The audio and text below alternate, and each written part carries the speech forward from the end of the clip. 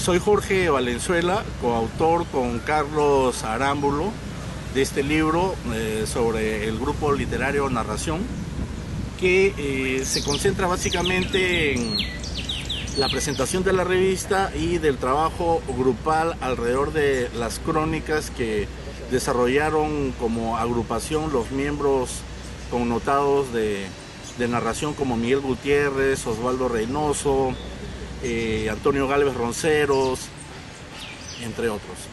Este libro ha sido editado por la Universidad Ricardo Palma y forma parte de una primera entrega de trabajos alrededor del grupo Narración.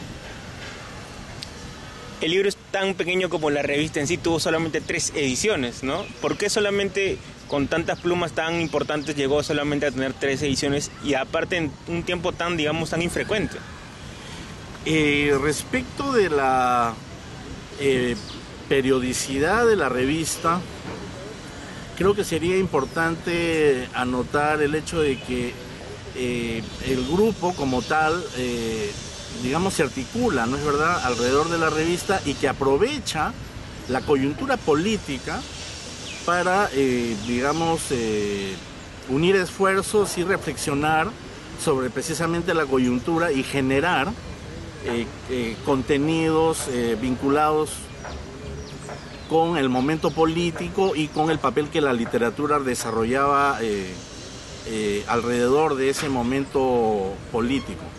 1966, que es el año en el que sale la revista, no es un año cualquiera, es un año que coincide con la Revolución Cultural China, que coincide con la publicación del Libro Rojo de Mao, que coincide con la fundación del Frente de Defensa del Pueblo de Ayacucho, ¿no? Un frente vinculado directamente con el Partido Comunista del Perú, ¿no? En Ayacucho a mediados de los años 60. De manera que, si pensamos luego en el segundo número, en 1971, coincide con un momento importante en la consolidación del gobierno de Velasco, que para el grupo Narración venía precisamente trabajando todo un corporativismo fascista desde el cual precisamente retrasaba, ¿no?, lo que para los del grupo Narración era importante, realizar una verdadera revolución proletaria, ¿no? Y 1974, que es el año de la crisis del gobierno de Velasco, también supone para Narración digamos, un momento importante sobre el cual reflexionar, porque precisamente es el año en el que el gobierno de Velasco empieza a dar sus primeras señas de descomposición política y a generar unas profundas contradicciones en el seno del horizonte político peruano. De manera que si vemos la revista articulada a estos 3 momentos políticos, ¿no?, digamos, dejaríamos un tanto de juzgar el hecho de que fueron pocos los números, ¿no? Y más bien terminaremos concluyendo de que más bien ellos vivían la experiencia de lo literario muy articuladamente a la dimensión de lo político, al momentum, al acontecimiento político. Digamos, podría decirse que todos los integrantes del grupo Narración tenían en claro que un escritor debe tener voz política, ¿no?, y expresarla, ¿o no? No hay en el siglo XX un grupo más político o articulado a un programa político que Narración. Narración surge en un momento de crisis en el Perú, en el que el proyecto criollo, ¿no?, representado básicamente por el populismo belaundista, empieza a mostrar sus profundas contradicciones y a, digamos, por las evidencias, a hacer inviable, ¿no?, ese proyecto en un país que venía complejizándose, que venía despertando a una nueva independencia y sobre todo, ¿no?, que venía naciendo una nueva conciencia política. Los de Narración están muy atentos a esta circunstancia y entienden que la condición del escritor no puede estar desligada de la dimensión política, de su actuación política, ¿no? De manera que, perdón, de manera que la revista Narración y los textos que se publican en ella y la actuación de los escritores pertenecientes al grupo está profundamente ligada con lo político, ¿no? Y con un pensamiento, digamos que en el segmento más importante de los escritores del grupo, con un pensamiento vinculado con el maoísmo, ¿no? Me parece que desde finales de los años 60, ¿no? Aunque en el primer número de la revista ya se publican las intervenciones de Mao Zedong en el foro de Yenán, algo que no es gratuito, estamos hablando de 1966, ¿no? De forma tal, digo, que ya no hay posibilidad de entender al grupo Narración fuera de la dimensión de lo político, ¿no? Ellos entienden que la responsabilidad del escritor está básicamente articulada a su participación en los intereses de las grandes mayorías a los que ellos se deben, ¿no? Estoy hablando básicamente de obreros y campesinos, que es el público al que ellos buscan dirigirse, ¿no? Leyendo su libro uno identifica que el grupo elegía a sus enemigos, ¿no? ¿Qué debía tener un crítico o un escritor para ser enemigo del grupo Narración? Bueno, yo creo que te estás refiriendo básicamente a uno de los críticos, digamos, más visibles de los años 60 y 70 en el Perú, que es José Miguel Oviedo, y que, digamos, a comienzos de los años 70 ocupa un lugar importante en la Casa de la Cultura, ¿no? Lo que luego pasa a ser el Instituto Nacional de Cultura. Oviedo representa, pues, para ellos ese tipo de crítico perteneciente a la pequeña burguesía, ¿no? Académica y formal, que valora básicamente o construye un canon desde las páginas del Dominical vinculado con una narrativa internacionalizada, bastante cosmopolita, ¿no? Técnicamente moderna, como la de Vargas Llosa, ¿no?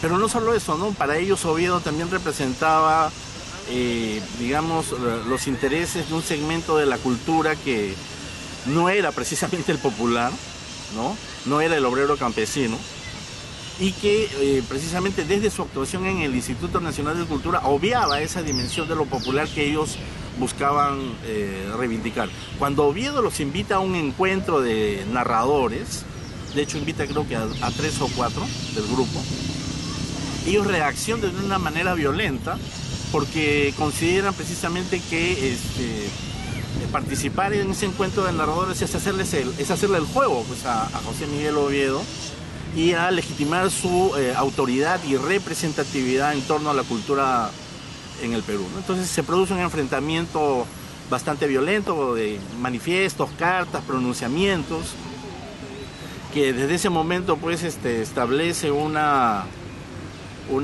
distancia que nunca se llega a cerrar entre los de Narración y Oviedo, ¿no? Entonces, claro, Oviedo es, pues, el representante de la cultura oficiosa, es el representante de la cultura burocratizada, es el representante de esa cultura que ellos precisamente rechazan de plano. A veces uno tiende a justificar acciones del pasado por el contexto, pero ocurre que, y se menciona en el libro, se cuestionaba el valor de una obra como Conversión en la Catedral simplemente porque no cuestionaba el orden social y todo eso, y esto hacía minimizar el talento literario de su autor. ¿Esto fue una exageración, un error? ¿Cómo se puede analizar hoy? Mira, esta pregunta es bien interesante porque podría revelar la situación por la que, digamos, atravesaba Narración al momento de valorar las obras literarias de escritores como Vargas Llosa, ¿cierto? Bueno, luego hemos sabido que Miguel Gutiérrez, básicamente, quien cuestionaba, ¿no?, el valor de la obra de Vargas Llosa, finalmente en los años 90, ¿no?, reconoció el valor de su obra al momento en el que asume, pues, esa conversión o su partidarización hacia el partido, como él decía, de la novela, de modo tal que hay, pues, como una especie de reconsideración del valor de la obra de Vargas Llosa, ¿no? Argumentando, creo que las limitaciones que la crítica que en ese momento hacía el grupo Narración, me refiero a los años 60, era una aproximación crítica al texto de un valor bastante, digamos, limitado, en la medida en que vinculaba al texto y a su valor a una posición de clase, ¿no? Entonces, claro, uno analiza la Conversación en la Catedral y Zabalita pues no es un personaje revolucionario, no es un personaje que porte ni siquiera la semilla del cambio social, es un periodista, ¿no? De la pequeña burguesía limeña, ¿no?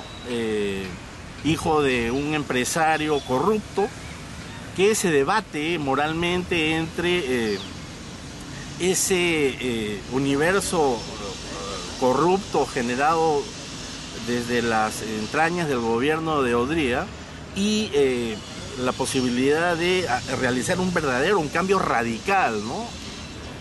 Esa circunstancia, esa contradicción lo paraliza, ¿no? Entonces entiendo que para los del grupo Narración ese tipo de personajes no portaban, digamos, los elementos necesarios para poder ser considerado o considerar la novela una novela, digamos, encarrilada dentro del cauce de la revolución mundial que ellos desde un pensamiento maoísta pues propugnaban, ¿no? Ahora, claro, no deja de ser interesante, porque ellos son escritores después de todo, para ellos no deja de ser interesante el hecho de que Conversación sea una novela técnicamente impecable, sea una novela con un despliegue técnico formal inédito, no solamente en la narrativa latinoamericana, sino también en la narrativa mundial, ¿no?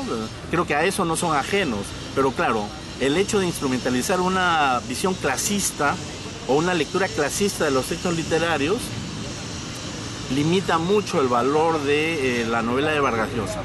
Lo que sucede, como te digo, es que luego en Miguel Gutiérrez y en Osvaldo hay un cambio importante en los años 90, ¿no? Últimas dos preguntas. La primera, bueno, para usted y Arámbulo, que han trabajado el libro, ¿qué tan fácil es encontrar ejemplares de narración? ¿Existen todavía? ¿Están perdidos? ¿Están en la Biblioteca Nacional, en la Universidad Ricardo Palma? ¿Dónde uno puede encontrarlas? Si es que hay todavía.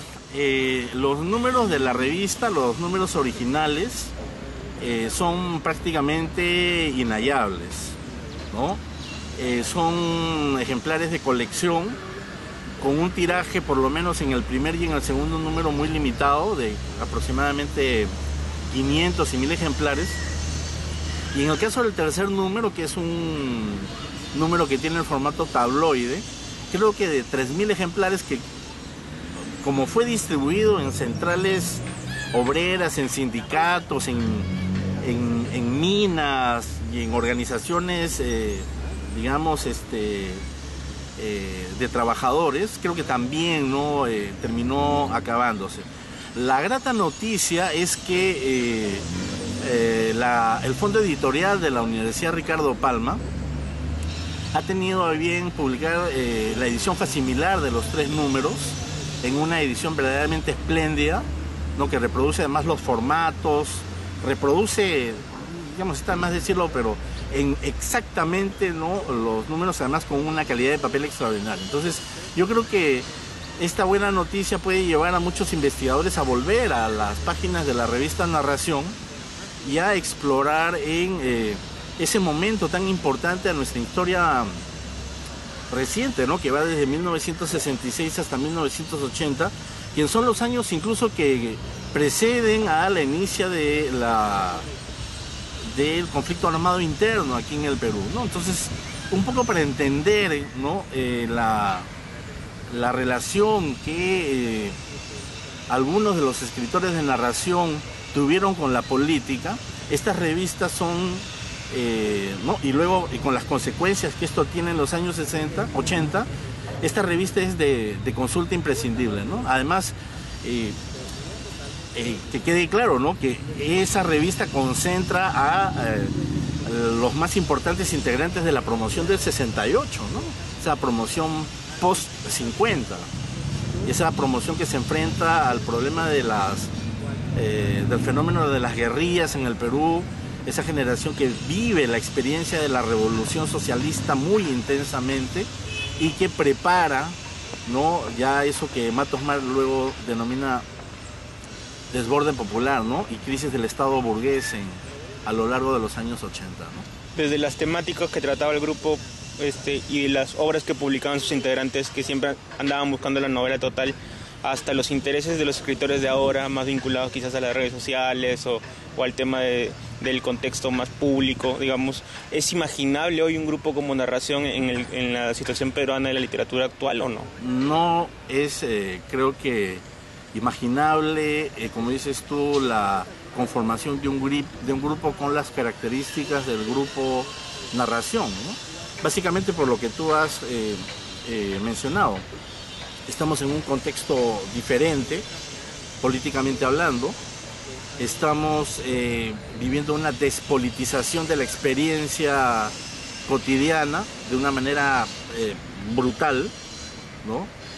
Y los intereses que se persiguen a través de la literatura no van por, digamos, lamentablemente, por el tratamiento de el horizonte social comprometido o por la dimensión política de la experiencia enmarcada dentro de un contexto claro, ¿no?